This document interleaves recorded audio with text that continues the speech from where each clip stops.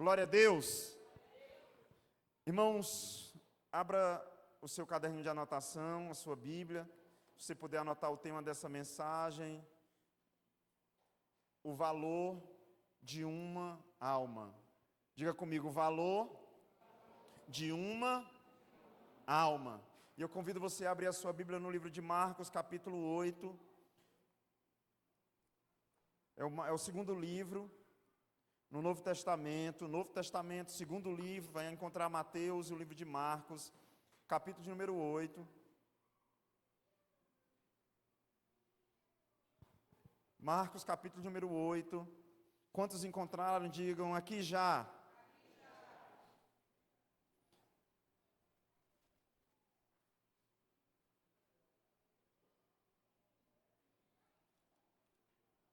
Agora que você encontrou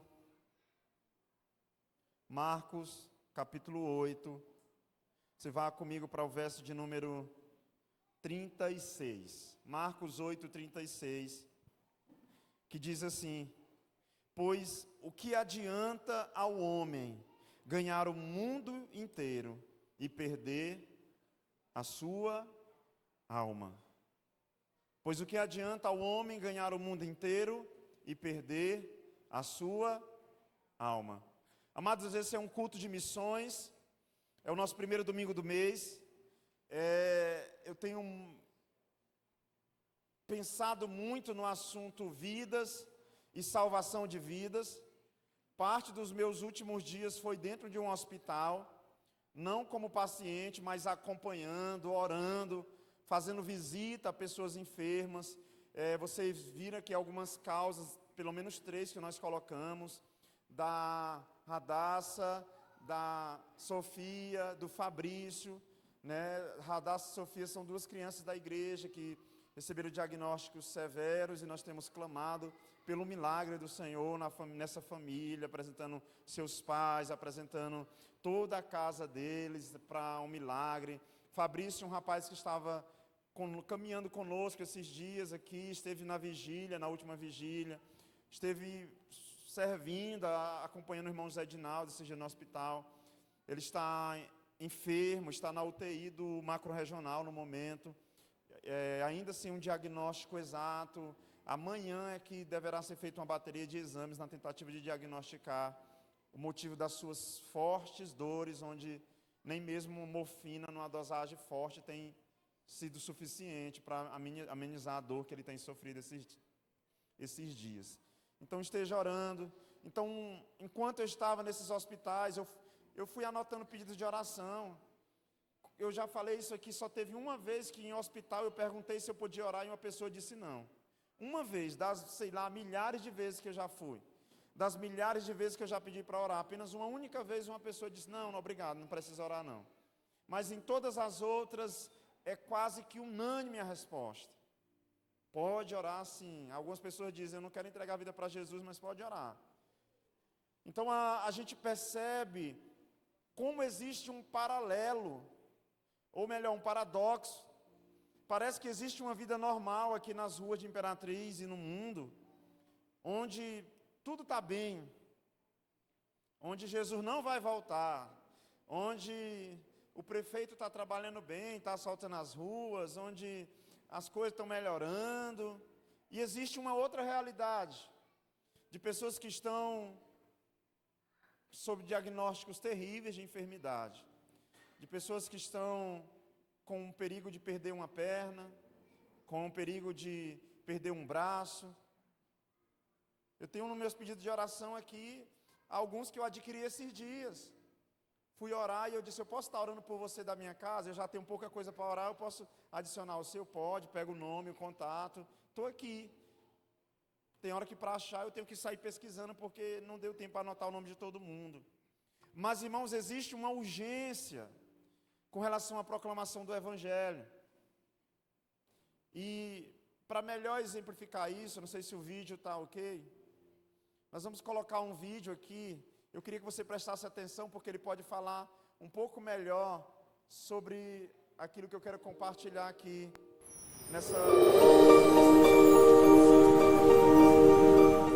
essa é uma canção original, mas essa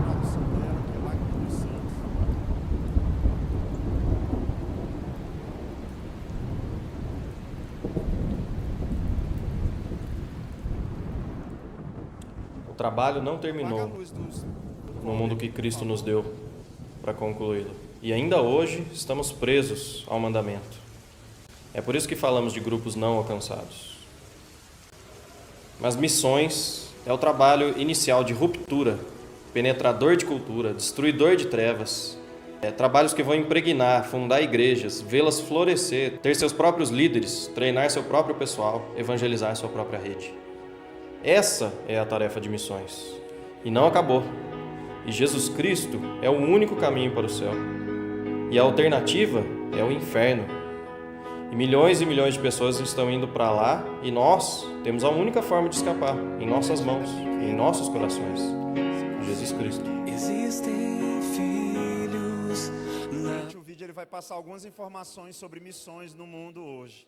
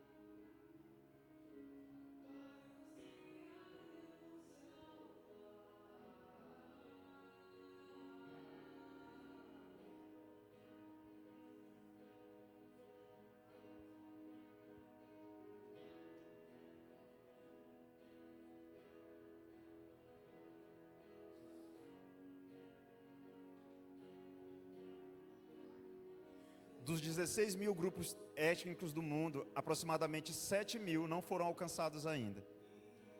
As 3 maiores religiões abrangem metade da população mundial. Mas 85% dos muçulmanos, hindus e budistas não conhecem sequer nenhum evangélico. Quase 1/3 do mundo nunca teve a chance de ouvir o evangelho.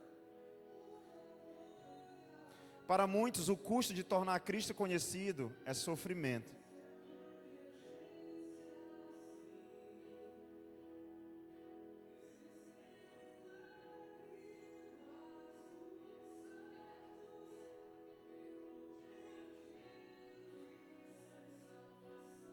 Existem 140 milhões de órfãos hoje.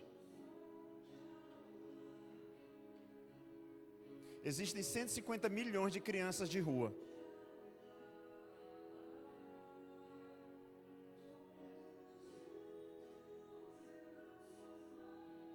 Um bilhão de pessoas vivem em lixões.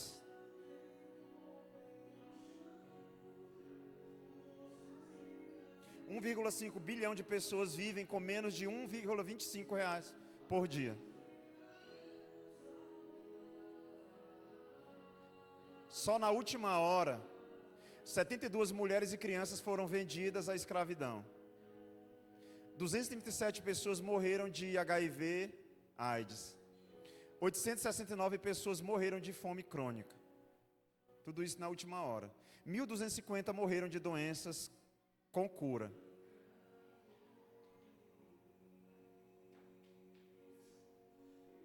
Ao redor do mundo, o trabalho tem sido feito para alcançar os não alcançados.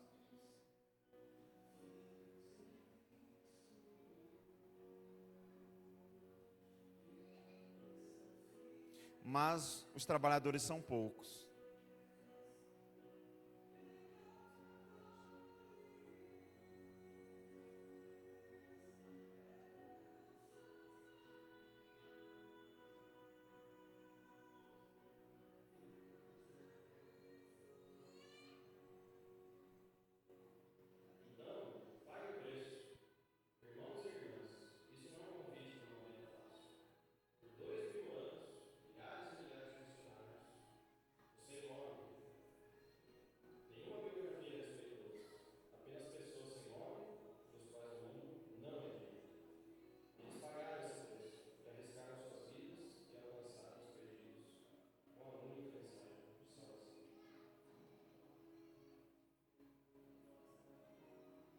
você pode fazer algo.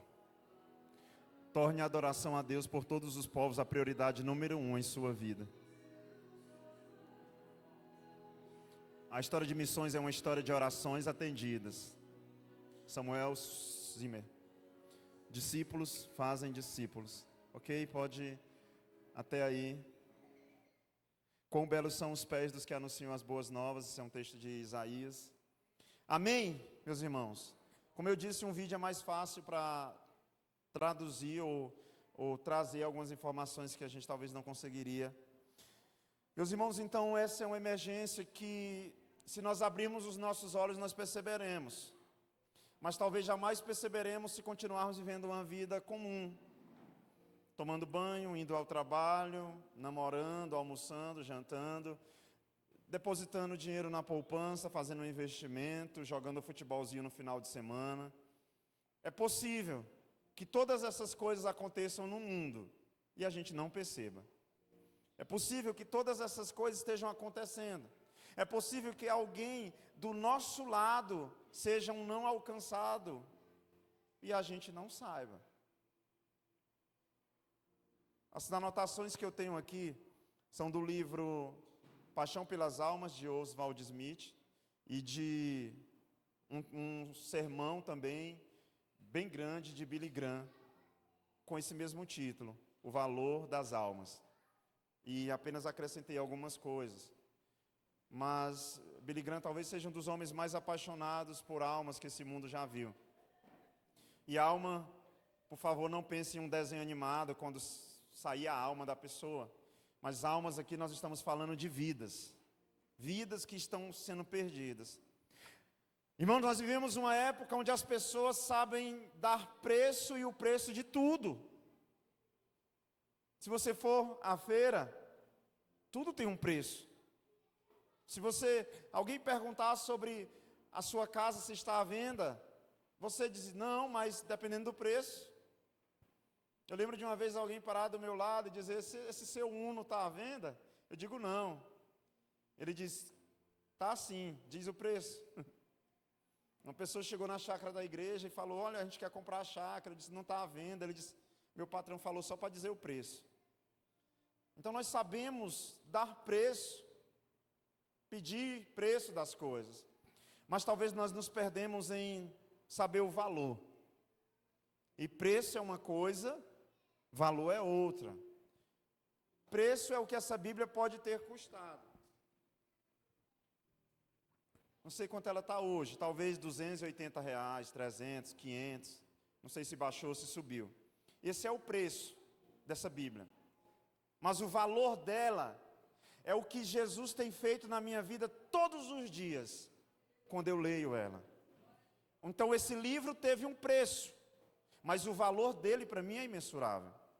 Se alguém me pedir o valor, o preço que eu paguei, não está à venda, porque existe um valor nisso aqui que é imensurável. Só nas últimas horas, você viram quantas mulheres foram vendidas para a escravidão? Então, o diabo tem dado um preço pelas vidas. Mas Deus atribuiu na cruz do Calvário um valor pelas almas. Enquanto o mundo quer pagar preço de banana pelos órfãos, pelas viúvas, pelos necessitados, o Senhor Jesus pagou o mais alto preço, irmãos, que alguém poderia pagar, o preço de sangue. Ele derramou o seu sangue, ele deu a sua vida. Então o valor de uma alma e não o preço, irmãos, ele é imensurável. Porque quem pode medir o quanto valia o Filho de Deus? David Livingstone, missionário na África, ele disse, Deus teve um único filho e fez dele um missionário. Isso fala do como Deus vê a humanidade, de como Deus se importa com cada um de nós. E o texto que a gente leu de Marcos, capítulo de número 8, e verso de número 36, diz, pois que aproveito ao homem tem ganhar o mundo inteiro e perder a sua? Essa é uma pergunta muito profunda para nós. Nós estamos ganhando tantas coisas, nós estamos pagando o preço de tantas coisas, mas irmãos, nem o mundo inteiro vale o valor de uma alma para Deus. Uma única alma para Deus, nem mesmo o mundo inteiro, porque Ele é aquele que, deixando em Lucas capítulo 15, nós temos talvez o capítulo que mais centraliza o amor de Deus e a forma como Ele age por causa desse amor. A Bíblia vai contar a história da dracma perdida, a história da ovelha perdida e a história do filho pródigo. A dracma e a ovelha tem duas coisas diferentes da do filho pródigo. Eu não sei se você já percebeu como é tratado cada uma delas. Mas, irmãos, a dracma, a dona vai e acha. A ovelha perdida, o pastor vai e encontra. Mas no filho pródigo, o filho precisa voltar. Na parábola do filho pródigo, o filho tem que voltar. Só que em Romanos capítulo 10, verso 14, tem uma pergunta, igreja. Como é que esse filho volta se não há quem pregue? Como crerão de quem não ouviram? Romanos 10, apóstolo Paulo escrevendo aos romanos. Como então invocarão aquele que não creram? E como crerão naquele de que não ouviram? E como ouvirão se não há quem pregue? A dracma é uma moeda, a ovelha é um animal, mas na parábola do filho pródigo, o filho está perdido. Quantos filhos longe dos pais, meus irmãos?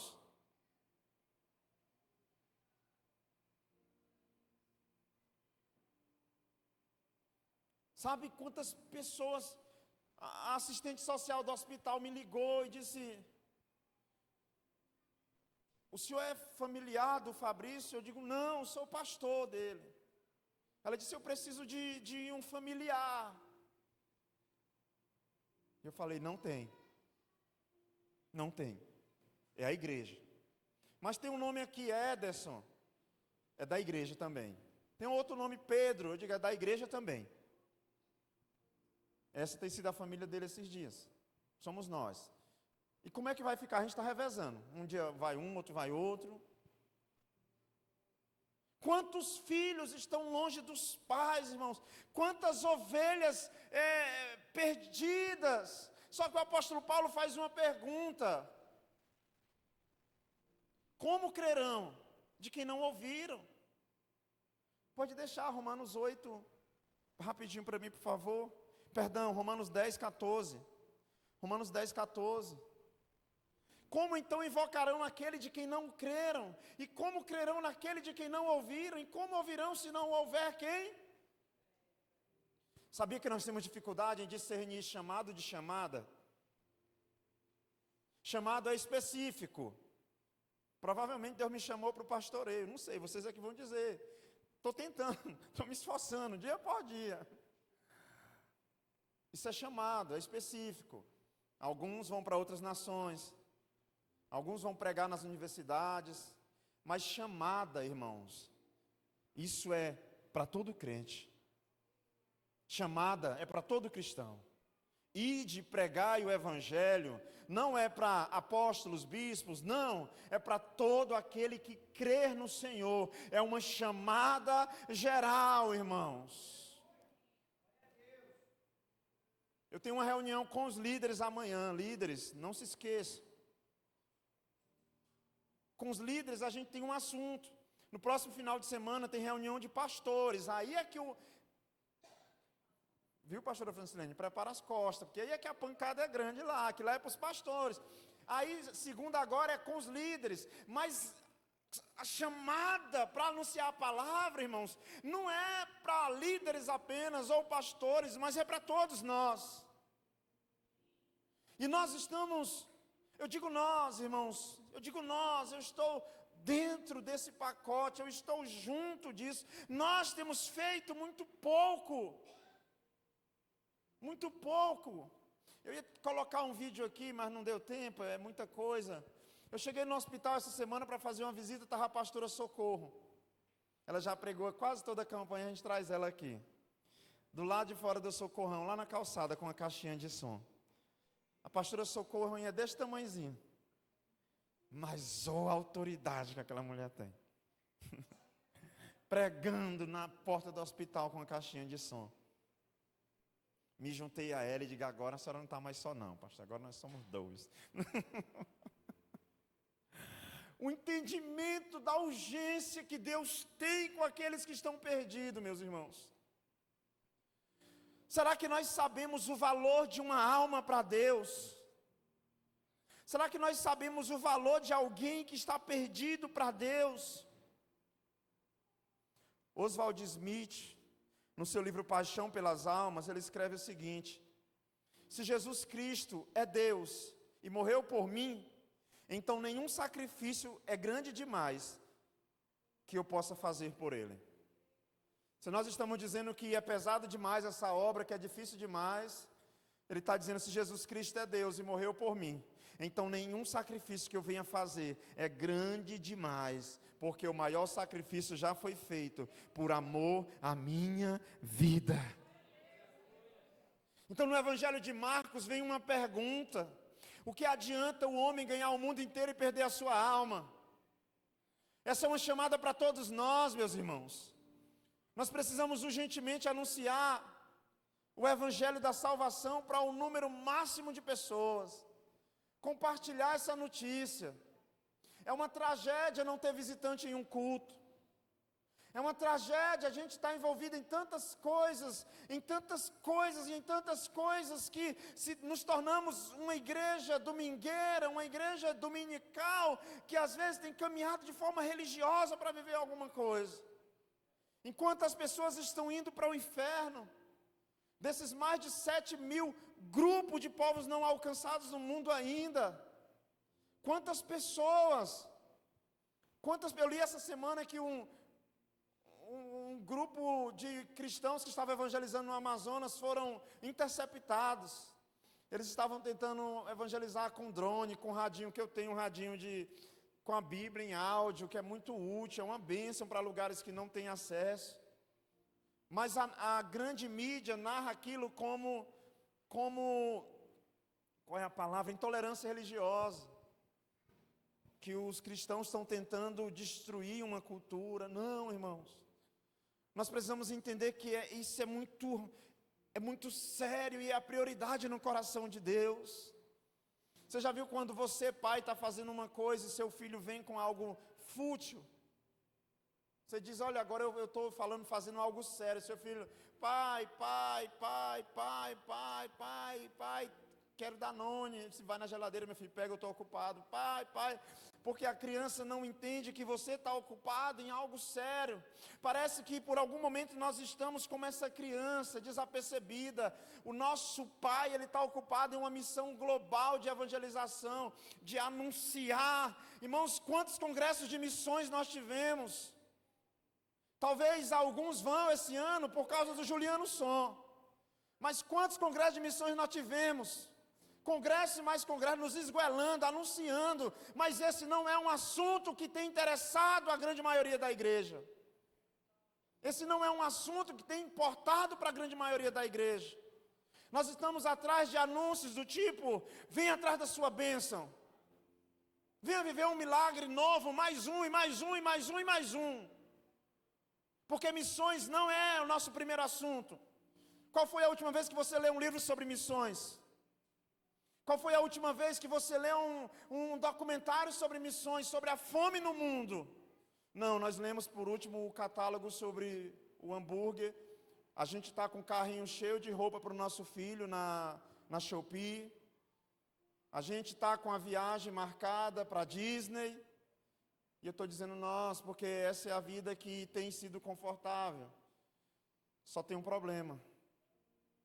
O que fará um homem que ganhar tudo isso e que perder a sua alma?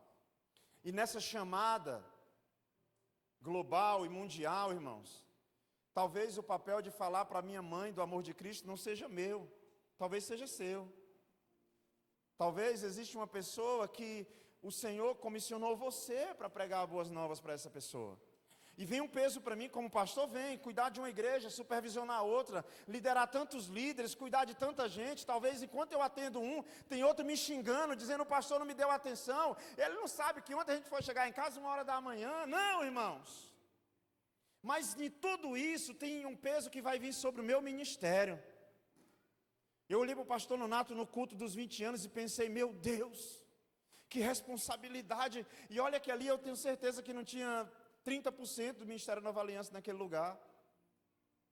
A responsabilidade daquele homem, mas deve ter gente ainda zangada com o pastor Nonato, achando que ele não cuida bem de gente. E tudo bem. Existe uma responsabilidade que é do pastor Nonato, existe uma que é minha, existe uma que é do pastor Rubens lá na África. Mas eu não quero trazer um peso, mas talvez eu esteja trazendo. Tem uma responsabilidade que é sua também. Tem pessoas que ouvirão através da minha boca, mas tem pessoas que ouvirão através da sua. E se você não cumprir, isso é um atraso para a proclamação do reino. O evangelho das boas novas. Na Grécia Antiga não existia jornal, não existia WhatsApp, Facebook, Instagram, não existia carteira. Então um homem, ele andava pelas ruas da Grécia, dizendo: trago boas notícias, trago boas notícias. E ele anunciava ali aquela palavra, aquela notícia do dia. O apóstolo Paulo escrevendo, ele fala que nós precisamos ser esses que anunciam as boas novas, sabe, irmãos? Nós temos que ser aqueles que vão sair um pouco de todas essas outras coisas e andar pelas ruas dizendo: eu trago boas notícias, eu trago boas notícias, eu trago boas notícias da parte de Deus. A maior pregação de todos os tempos, a pregação que mais sacudiu o mundo, o pregador não dizia: seus lindos, meus lindos, outras coisas, não. Ele pregou sobre o inferno de forma tão poderosa, que as pessoas que estavam naquele lugar relatam que olhavam para o chão e não viam o chão do lugar, mas viam chamas de fogo, como que se quisesse devorar. E naquele culto, pecadores nas mãos de um Deus irado, o maior sermão foi pregado, irmãos. Então, você que está lá e cá, se conserte. Você que não tem feito nada, comece a fazer. Se você sair agora em uma UPA, em um hospital, você vai ver a necessidade dos que têm fome. Se você perguntar para a irmã Lé, para o irmão Josivan, quantas pessoas em média tem numa calçada, eles vão dizer para vocês. Eu sei de 2 pessoas que estão no meu pé: pastor, vê se consegue uma vaga segunda-feira para mim na comunidade terapêutica. Aquilo que o Josivan estava falando, uma mãe desesperada. 2 não, 3. Uma internação na comunidade terapêutica. Irmãos, isso é uma emergência. É isso que essa canção diz. Isso é uma emergência. Aquilo que mais vale para Deus tem sido deixado de lado. Marcos capítulo 8, verso 35, um versículo antes, ele diz: quem quiser salvar a sua vida, perdê-la-á. Mas quem perder a sua vida por amor de mim e do evangelho, salvá-la-á. Quem quiser perder, achará. Mas quem achar, perderá. Anote aí, o que nós podemos fazer? É uma pergunta. O que nós podemos fazer?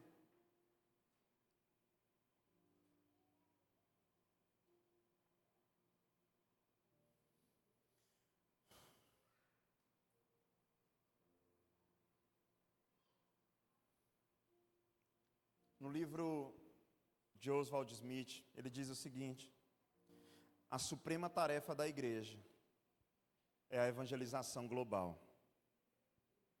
A nossa suprema tarefa não é construir mais um templo. Irmãos, Deus sabe como eu tenho esse sonho. Falei com os supervisores ontem sobre irmos para um lugar maior, sobre conferência. Tudo isso queima no meu coração. Tenho muita vontade, sabe? Botar o dobro de gente que tem aqui num lugar e fazer, sabe? Eu tenho muita vontade disso. Fazer mais um culto, já tem 2, está pouco, vamos fazer mais um. Mas para quê, irmãos? Para o meu Instagram bombar?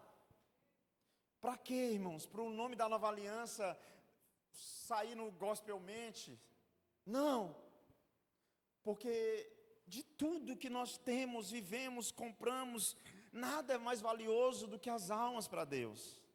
Nada é mais valioso do que as almas para Deus. Você pode ganhar dinheiro, fama, mas a gente tem que ter cheiro de gente. Pastor tem que ter cheiro de gente. Igreja tem que ter cheiro de gente. Não existe igreja bolha.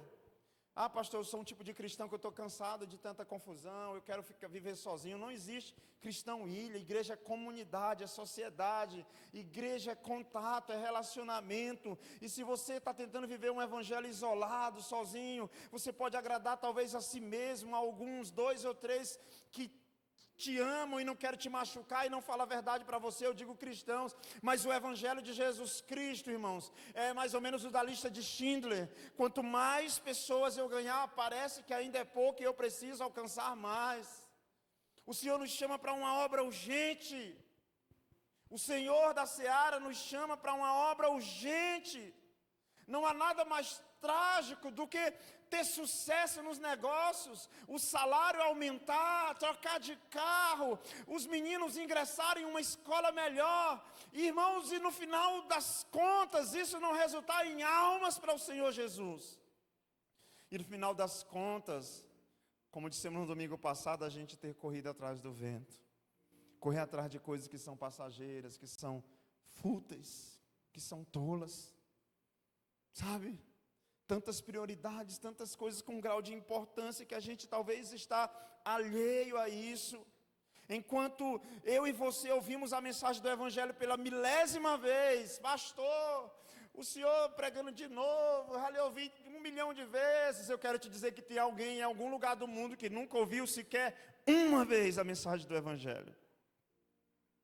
Enquanto nós estamos inchados, alguns estão raquíticos, sem alimento. Enquanto a gente está assim, ah não, essa pregação não, essa temática não, a gente se tornou uma igreja que se a pregação é de confronto, a gente já, domingo que vem eu vou procurar um pastor que fale mais sobre amor. Enquanto a gente ouve uma pregação pela 1000ª, pela 50ª, pela 90ª vez sobre o conforto de uma igreja, existem pessoas que nunca ouviram sequer uma vez a mensagem do Evangelho. O que nós podemos perder? A oportunidade de sermos cooperadores com Deus, como diz o apóstolo Paulo. Nós podemos estar perdendo a oportunidade de ser cooperadores com Deus. Ele nos chamou para cooperar nessa obra. Então o seu dinheiro tem que passar por vidas. Da comida que eu e você comemos, outras pessoas precisam comer. Nós precisamos urgentemente que a nossa vida sirva de instrumento para a vida de outras pessoas. Porque, irmãos, há um senso de urgência missionária. Se não for você, quem irá? Se a gente não pregar, quem ouvirá? Se ninguém anunciar, como que isso vai alcançar o mundo? O céu deu o melhor que tinha para nós, o seu filho, Deus deu o melhor que Ele tinha por você. O que é que nós temos dado pelos perdidos? A cruz é a prova suprema de que quanto Deus valoriza você. A cruz é a prova suprema de o quanto Deus nos amou. Jesus Cristo morreu por uma alma. Sim, assim como morreu por 1 milhão, irmãos. Porque todo aquele que nele crê, todo aquele, no singular, toda ovelha que aceitar o pastoreio dele, é por essa ovelha que ele morreu. Então tem jeito para aquele pessoal que fez um encontro de som automotivo ontem e você não conseguia dormir. Eu quase não me desviei na minha vida. Foi assim 2 finais de semana só. Mas eu fui para uma festa daquela de som automotivo. Quase morri. Eu contei esse testemunho aqui. No dia que eu tentei me desviar, iam me matando. Não presto para me desviar, não presto. Quase levei uma facãozada. Era menor de idade. Fui empurrado para dentro da festa porque o segurança não me deixou entrar.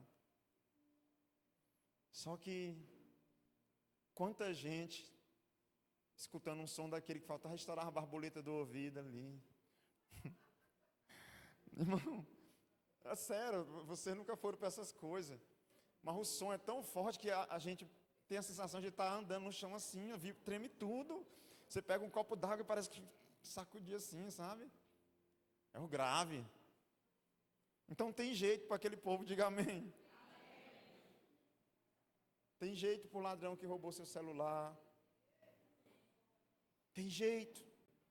Tem jeito para aqueles que estão adorando uma vaca, para o povo hindu. Tem jeito para os muçulmanos. Você pode dizer no amém? Anote aí no seu caderninho.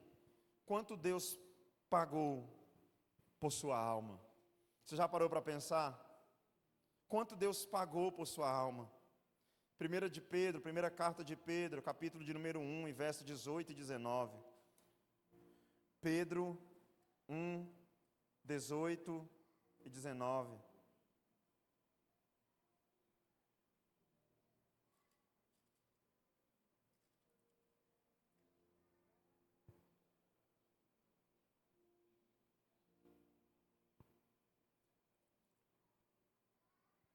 Pois vocês sabem que não foi por meio das coisas perecíveis como prata ou ouro que vocês foram redimidos, da sua maneira vazia de viver, transmitida por seus antepassados, mas pelo sangue precioso de Cristo, como de um cordeiro sem mancha e sem defeito.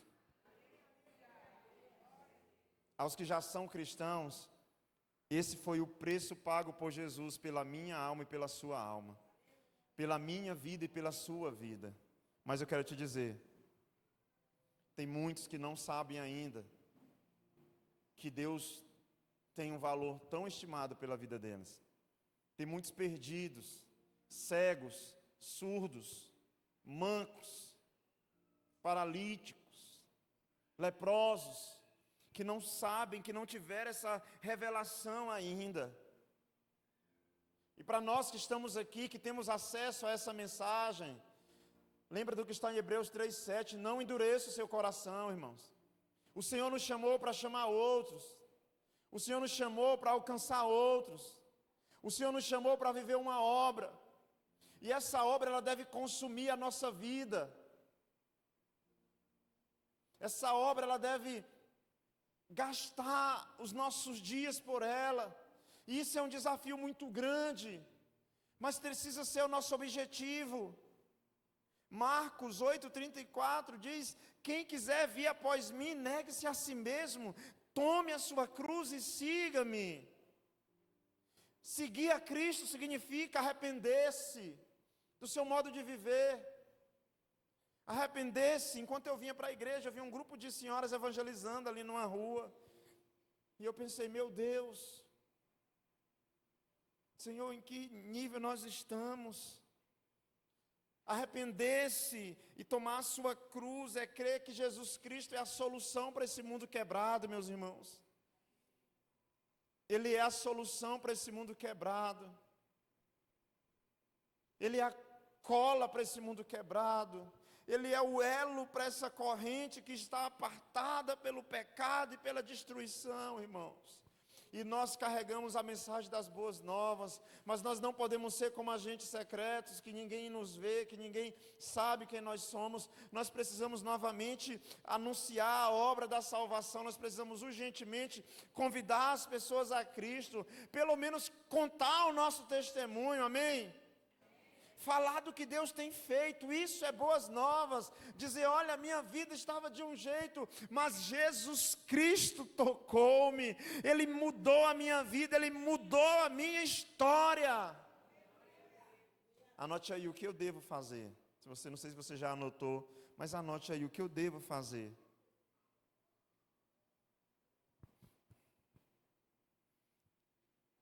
Amém?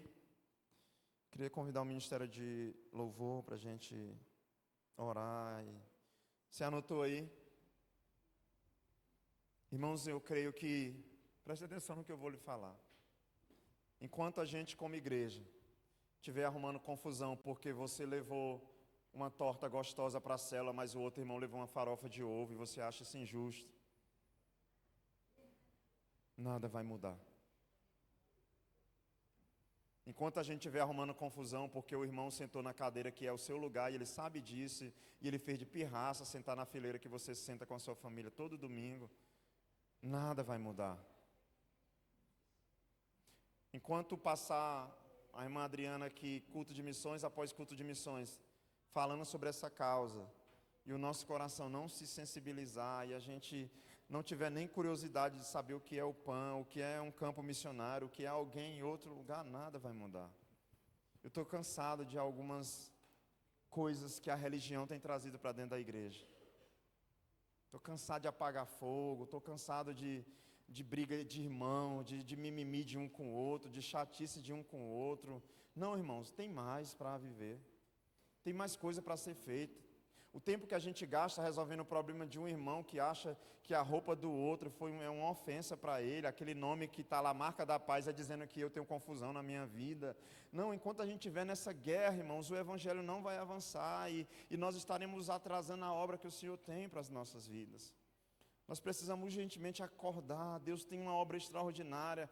Nós somos os ceifeiros dessa última colheita. O Senhor está nos chamando para uma obra, mas nós estamos ocupados demais com tantas coisas.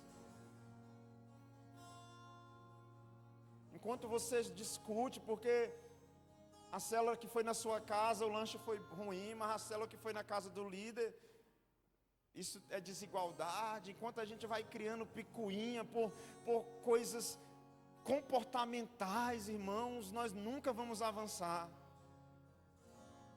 Enquanto a gente estiver criando guerra por essas coisas, a obra de Deus estará sendo atrasada. Enquanto a gente estiver colocando dificuldade, eu não vou para a vigília não, porque tem que pagar o ônibus, que igreja é essa? Eu não vou fazer o CCC não, porque eu fiquei sabendo que é R$25. Enquanto a gente estiver criando problema para ter acesso a essas coisas, nós nunca vamos avançar. A Bíblia diz que cada um tem que carregar a sua cruz. Eu vou para a glória, não sei quando, mas eu tomei uma decisão, irmãos. Eu vou viver o que Deus tem para mim. Eu vou viver a obra que o Senhor tem para a minha vida. Eu quero cumprir todos os dias da minha vida aquilo que o Senhor me chamou para cumprir. Essa é uma corrida de revezamento. Você vai ter que passar o bastão para alguém, vai ter que receber de alguém. E se a gente viver no nosso mundinho, na nossa corrida com o nosso fone no ouvido, sem olhar para ninguém, dificilmente nós cumpriremos a obra. Se a gente ficar criando pretexto o tempo todo, desculpa, argumentos, eu te faço um convite. Pergunte para Deus o valor de uma alma. Tudo que nós conhecemos tem preço, mas o coração de Deus está no valor que tem as almas para Ele. Enquanto esse culto acontecia, mais de 300 mulheres foram vendidas como escravas. Centenas de milhares de pessoas morreram, talvez sem conhecer a Cristo. E o que nós temos feito? Como nós vamos reagir? Uma coisa me chamava a atenção esses dias no hospital. É uma placa que tem lá: urgência, emergência, não urgente. E sabe, quando é uma emergência, vem todo mundo correndo. Teve uma hora que o Fabrício desmaiou de tanta dor, que o médico correu com a enfermeira. Correram rápido, colocaram a mão no pescoço dele para ver se sentia pulso. Aí, ufa, que susto. Mas quando está tudo bem, eles ficam sentados, porque está tudo bem, está tudo tranquilo. E a gente acha que a gente está assim, o mundo está morrendo, é uma urgência, é uma emergência, mas a gente está sentado. Eu, como pastor, apesar de tanta coisa, eu acho que eu tenho feito pouco. Eu acho que eu tenho feito pouco. Eu queria te convidar a ir essa semana para a presença de Deus.